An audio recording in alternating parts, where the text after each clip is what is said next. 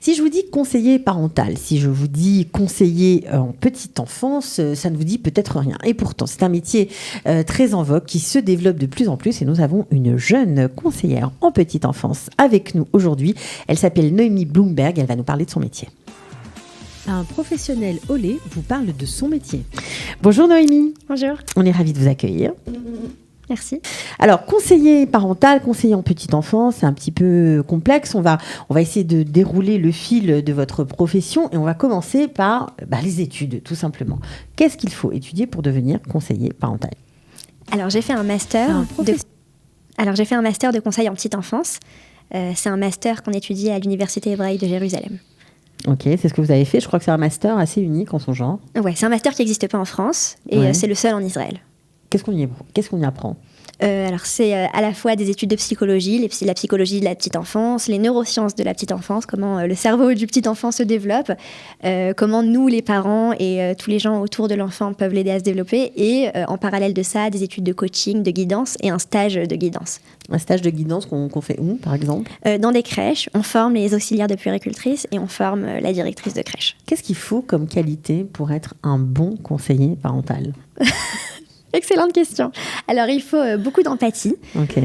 Il faut pouvoir être à l'écoute, avoir une vision assez large de l'enfant, c'est-à-dire ne pas juste écouter parce que ce qui se passe, par exemple, je rentre dans une école et la maîtresse me dit voilà, j'ai cet enfant qui est très violent, un enfant de 2 ans qui va mordre beaucoup ses copains, cet enfant qui bouge partout et cet enfant qui ne fait rien. Et donc l'idée, c'est d'être de regarder l'enfant dans son ensemble, essayer de comprendre que c'est pas forcément le symptôme que la maîtresse décrit, mais qu'il faut regarder toutes les situations dans lesquelles l'enfant se trouve, pourquoi il a ces comportements et comment on va l'aider à progresser justement. Alors, j'imagine que ce genre de métier aide. Alors, ça paraît un peu bizarre parce que c'est vrai que ce sont des nouveaux métiers. Hein. Il y a une vingtaine, trentaine d'années, ça n'existait pas vraiment. Donc, ça aide les parents, ça aide les enfants. En général, les parents qui viennent vous consulter, ils sont déjà dans des difficultés avérées ou ça commence à rentrer dans les mœurs et on vient vous voir un petit peu avant que ça prenne des proportions démesurées? Alors, c'est une super question. C'est vraiment ce que vous dites. Avant, les gens venaient quand ils avaient un vrai problème, ils arrivaient chez le psychologue et de nos jours, on se rend compte qu'on n'a pas besoin d'attendre le gros problème et qu'on peut juste voir il y a une difficulté et au lieu de dire ça va passer, c'est normal, mon enfant frappe, c'est normal, il y a de la jalousie entre frères, c'est normal. Au lieu de juste laisser faire, on va voir une conseillère en petite enfance et on va avoir des nouveaux outils pour gérer ces situations à la maison. Alors, où on les consulte, ces conseillères en petite enfance ? Dans des MIRPA hôtes, dans des cabinets privés ? Comment on a accès à ce genre de soins ? Alors, en Israël, il y en a beaucoup en ligne. C'est quelque chose de privé, c'est un service privé. Moi, je le donne souvent en virtuel. Donc, ça va être des conversations Skype avec des mamans de France, d'Israël. On fait des ateliers aussi. Il y a beaucoup d'ateliers en parentalité. Ouais, des ateliers pour quoi ? Pour pointer les problèmes et essayer de reformuler les problèmes ? Par exemple, ou bien un atelier comment encourager la coopération des enfants. Parce que souvent, quand on a des enfants en bas âge, entre 0 et 6 ans, c'est la grosse difficulté. Et après, vous avez des grands-enfants, vous allez me dire si c'est encore une difficulté. Mais, pas grand-chose. Ouais. Mais voilà, quand un enfant refuse de faire ce qu'on lui dit, va dans ta douche, tu ne vas pas prendre la douche, range tes jouets, l'enfant ne va pas ranger ses jouets. Et au lieu d'en venir... Il ne va pas à table, il préfère jouer ou faire autre chose. Exactement. Alors, au lieu de s'y prendre par les cris, les menaces, la punition ou bien les chantages, tu vas avoir un bamba si tu passes à table, c'est essayer d'y arriver par des moyens qui sont plus doux. L'idée de la parentalité bienveillante, c'est de vraiment passer par le respect de l'enfant. Se dire que l'enfant, c'est un être à part entière, on peut le responsabiliser, on peut lui enseigner des choses. Et la manière de faire ça, ça va être d'être très à l'écoute et de beaucoup parler avec son enfant. Mmh. Alors ça, on a parlé des petites difficultés du quotidien, mais en général, les parents viennent vous consulter pourquoi ? Alors, il y a beaucoup de parents qui viennent pour ce genre de choses. D'accord, à ce genre d'atelier. En fait. Ouais. De se faire écouter, enfin, je ne sais pas si on peut appeler ça... Ils appellent ça l'autorité, justement. On a du mal à avoir de l'autorité, nos enfants nous obéissent pas.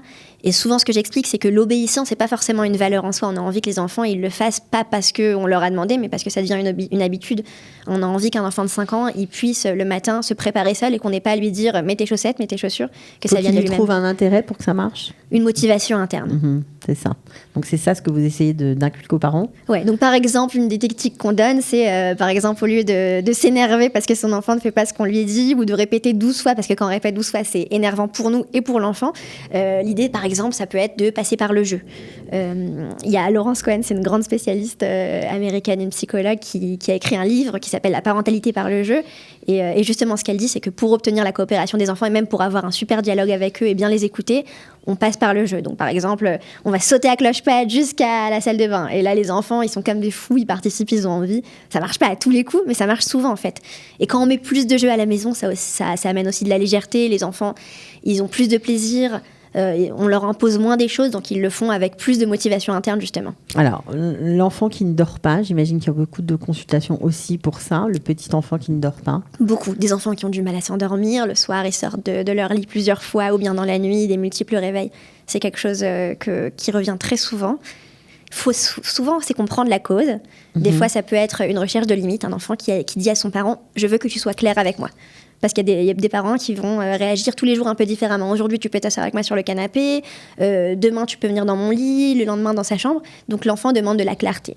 Parfois, ça peut être une angoisse, quelque chose de difficile qui s'est passé à l'école. Donc, à partir du moment où on comprend, on va parler beaucoup à l'enfant et essayer de mettre des règles claires et surtout se montrer présent pour lui. Alors, vous faites bien sûr des consultations, vous faites des ateliers. Ça, c'est un peu le quotidien du métier de conseiller parental. Quels sont les outils pratiques? Comment vous faites pour donner des outils pratiques aux parents? Alors, c'est une bonne question. Je me sers beaucoup de mon expérience et dans les livres que je lis aussi, il y a beaucoup d'exemples pratiques. La théorie, c'est bien, mais quand on est parent et qu'on se retrouve avec une situation galère, un enfant qui a frappé sa petite sœur ou qui n'arrête pas de la frapper tous les jours, essayer de comprendre le cerveau de l'enfant, c'est pas forcément ce qui va nous aider à réagir sur le champ. Par exemple, dans ce cas d'un enfant qui va frapper sa petite sœur tous les jours, ce que je vais expliquer aux parents, c'est d'essayer de ne pas rentrer dans le rôle du policier qui va toujours dire à l'enfant toi tu es en tort et toi tu es la gentille, protéger la petite sœur et accuser le grand frère. Et je vais leur dire d'essayer d'un peu inverser les rôles et se montrer présent pour les deux. Parce qu'en général, quand le grand frère frappe sa petite sœur, c'est peut-être parce qu'elle l'a cherché, c'est peut-être parce qu'il y a de la jalousie, parce qu'on était beaucoup plus présent avec le bébé, on était en train de câliner, etc. Et notre grand, il est déjà grand, donc on va pas faire autant de câlins qu'au petit. Donc voilà, je vais essayer de leur dire de trouver une certaine balance au niveau de la présence avec les deux enfants. Et au moment où l'enfant frappe sa sœur, venir et ne pas crier sur le grand, mais être là pour rassurer la sœur. Essayer de développer l'empathie chez l'enfant, donc verbaliser ce qui se passe, dire « Oh, regarde, elle a de la peine !» Et là, l'enfant prend conscience et dit « Ah ouais ?» Et aussi verbaliser ce qui se passe chez l'enfant. Par exemple, « Ah, elle t'avait énervé, elle t'avait cassé ton jeu. » Et là, l'enfant dit « Ah ouais, elle m'avait cassé mon jeu, c'est très énervant. » Et là, je vais dire « Ah, je comprends, tu devais être très énervé. Ouais, c'est pas juste. » Et là, je vais le rassurer, lui dire « T'as raison, c'est pas juste. » Au grand, celui qui a tapé. Au grand, exactement.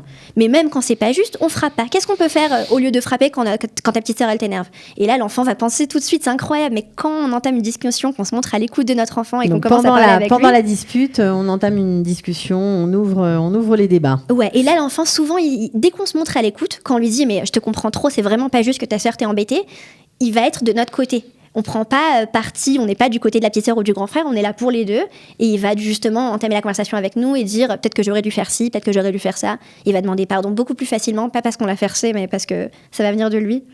Donc, beaucoup de choses à faire. Donc, ce sont des consultations qui durent combien de temps, en général? Les ateliers, ça dure 1h30. Et je fais des petites vidéos sur des groupes Facebook. En général, c'est comme ça que je connais les gens. Les consultations, c'est une consultation de 1 heure. Et en général, après la consultation, je reste en contact avec la famille pendant une semaine ou deux par message. Pour voir si ça marche. Exactement. D'accord. Très important pour moi d'être sûr que les choses arrivent à s'appliquer. S'ils n'y arrivent pas, essayer de comprendre pourquoi. Parfois, il y a des mamans qui arrivent et qui me disent « J'essaye, mais je m'énerve pour un rien, même si j'essaye. » Et on se rend compte qu'il y a un burn-out, il y a quelque chose de sous-jacent chez le parent. Et j'essaye de dire aux parents de beaucoup prendre soin d'eux parce que, surtout avec la réalité israélienne, on n'a pas forcément nos parents à côté pour nous aider et on peut facilement être à bout. Donc, c'est bien d'aller consulter parce que parfois, ça pointe d'autres problèmes auxquels on n'aurait pas pensé. Évidemment. Eh bien, merci pour ce petit tour de ce métier. On peut dire que c'est un nouveau métier, conseiller en petite enfance. Il y en a beaucoup en Israël ou... Des Israéliennes, il y en a beaucoup. Des Françaises, peu. Des Françaises, peu. Bon, ben voilà. Mais il y a du boulot pour tout le monde. Est-ce que si jamais une étudiante aurait envie de se lancer dans cette voie, de se diriger vers ces études-là, vous pouvez l'aider? Tout à fait. Vous donnez des conseils? Avec plaisir. On vous trouve sur votre page Facebook, c'est Exactement. ça? Noémie Blomberg sur Facebook, vous pouvez me contacter. Voilà, et vous répondrez. Extra. Merci beaucoup d'être venu et à très bientôt. À bientôt, au revoir. Ciao. Un professionnel au lait vous parle de son métier.